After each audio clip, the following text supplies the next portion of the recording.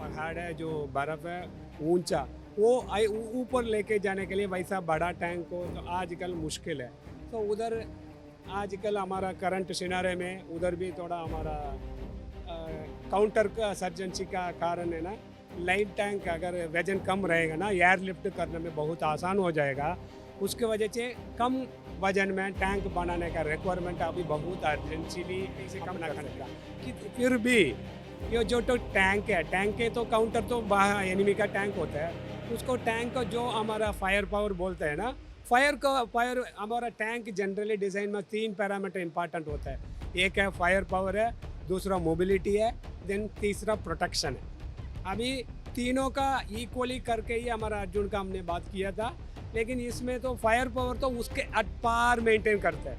उसको 120 main gun है, इसको 105 का मेन गन है, लेकिन उसका जो ताकत है उसका फायर करने के बाद जो डीओपी मिलता है एनिमी टैंक में, जितना फायरिंग करके अंदर घुसता है ना, उसको डीओपी हम बोलते हैं। वो सेम लगभग उसे अभी एडवांसमेंट की वजह से 105 मेन गन से ही हम उतना ही इक्वलेंट डी सेम सेम। हाँ थोड़ा आसपास उसी के इक्वली लेके आ रहे हैं। इसलिए हम फायर पावर को जो वजन कम रहते हुए भी थोड़ा equally match with the main battle का हम प्रयत्न कर रहे हैं इसके द्वारा। That is one important and थोड़ा सा प्रोटेक्शन में उसको हिसाब से ये ये एक खास तरह का टैंक है, लाइट टैंक है। इसे इस वक्त डीआरडीओ विकसित कर रही है। लेकिन आखिर ये टैंक खास कैसे है? ये इंडियन आर्मी के लिहाज से बात कर लें, भारत के लिहाज से बात कर लें, भारतीय सेनाओं के लिहाज से बात कर लें, ये सबसे महत्वाकांक्षी प्रोजेक्ट है जिसका प्रोटोटाइप उम्मीद है कि अगले साल तक बन जाएगा। दरअसल ये लाइट टैंक खास तौर पर अपने दुश्मनों को ध्यान में रखते हुए, हमारी जो सेनाएं हैं जो पहाड़ों पर होती हैं उनको ध्यान में रखते हुए बनाया गया है। अगर हम आम तौर पर दूसरे टैंकों की बात करें, अर्जुन जैसे टैंकों की बात करें, तो वहाँ से अगर उनके मुकाबले देखेंगे तो इनके वजन में बहुत बड़ा अंतर है। इसका जो प्रोजेक्टेड वेट है अराउंड 25 टन के आसपास का है, जबकि दूसरे टैंकों के जो वजन होता है वो 60 टन के आसपास होता है। अब सोचिए कि 60 टन का टैंक अगर पहाड़ पर चढ़ेगा तो कितना मुश्किल है, शायद उसके लिए असंभव जैसा है। लेकिन एक 25 टन का जो है टैंक आसानी से उस चढ़ाई को चढ़ सकता है। लेकिन अब सवाल उठता है कि आखिर ऐसी ज़रूरत हमें क्यों पड़ी? दरअसल एक तरफ हमारे सामने पाकिस्तान है, दूसरी तरफ चीन है, और हम देखते हैं कि जो इलाके हैं उन दो, ये वो इलाके हैं जहाँ पर टैंक्स के लिए मूवमेंट जितना ज़्यादा आसान होगा, हम दुश्मन पर उतने ज़्यादा हावी हो पाएंगे। आइए जानते हैं कि आखिर लाइट टैंक की खासियत क्या होगी, कैसी रहने वाली है ये अपना इंडियन लाइट टैंक का हमारा डीआरडीओ द्वारा अभी हम डेवलपमेंट कर रहे हैं।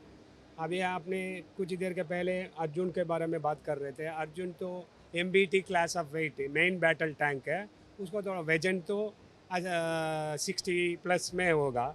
उसको हमारा टेर्रेन, इंडियन टेर्रेन का तो मालूम है, अलग अलग टेर्रेन है, अलग अलग नेचुरल थिंग्स है। इधर वेस्टर्न में लिया तो डेसर्ट कंडीशन है, हमारा नॉर्थन लिया तो पूरा पूरा पहाड़ है जो बर्फ़ है ऊंचा, वो ऊपर लेके जाने के लिए वैसा बड़ा टैंक हो तो आजकल मुश्किल है। तो उधर आजकल हमारा करंट सिनारे में उधर भी थोड़ा हमारा काउंटर का सर्जेंसी का कारण है ना। लाइट टैंक अगर वजन कम रहेगा ना एयर लिफ्ट करने में बहुत आसान हो जाएगा। उसके वजह से कम वजन में टैंक बनाने का रिक्वायरमेंट अभी बहुत अर्जेंसीली अपना कंट्री को है। तो क्या ऐसा नहीं होगा कि अगर टैंक का वजन कम होगा तो उससे उसकी मारक क्षमता पर असर पड़ेगा, फायरिंग पावर इससे अफेक्ट होगा? नहीं, ये वजन कम करने से अपने आप बाकी चीज़ें तो कम होते ही, बिना कुछ कम किए वजन को कैसे कम कर सकता कि फिर भी ये जो तो टैंक है तो काउंटर तो बाहर एनिमी का टैंक होता है। उसको टैंक को जो हमारा फायर पावर बोलते हैं ना, फायर हमारा टैंक जनरली डिज़ाइन में 3 पैरामीटर इंपॉर्टेंट होता है। एक है फायर पावर है, दूसरा मोबिलिटी है, देन तीसरा प्रोटेक्शन है। अभी तीनों का इक्वली करके ही हमारा अर्जुन का हमने बात किया था, लेकिन इसमें तो फायर पावर तो उसके अट पार मेंटेन करता है। उसको 120 मेन गन है, इसको 105 का मेन गन है, लेकिन उसका जो ताकत है उसका फायर करने के बाद जो डीओपी मिलता है एनिमी टैंक में, जितना फायरिंग करके अंदर घुसता है ना, उसको डीओपी हम बोलते हैं। वो सेम लगभग उसे अभी एडवांसमेंट की वजह से 105 मेन गन से ही हम उतना ही इक्वलेंट डी सेम सेम हाँ थोड़ा आसपास उसी के इक्वली लेके आ रहे हैं, इसलिए हम फायर पावर को जो वजन कम रहते हुए भी थोड़ा equally match with the main battle का हम प्रयत्न कर रहे हैं इसके द्वारा। That is one important.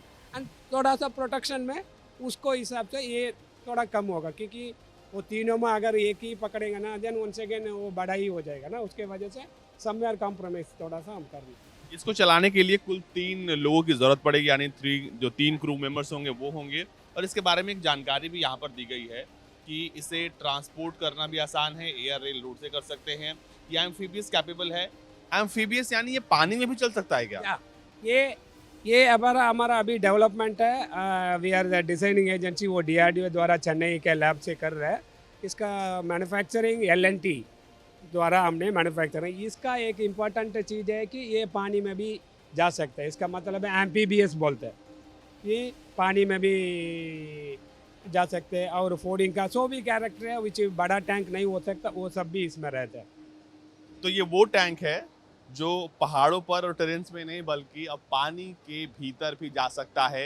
ये भारत का पहला एम्फीबियस टैंक है। साथ ही साथ पहला नहीं तो बोल सकते हैं, पहले तो हमारा BMP का वर्जन तो है, लेकिन ये जो इसके मामले में व्हीकल का कॉम्बैट व्हीकल में ये पहला डेवलपमेंट है। लाइट टैंक द्वारा हमने एम्फीबियस का भी कोशिश कर रहे हैं बड़ा।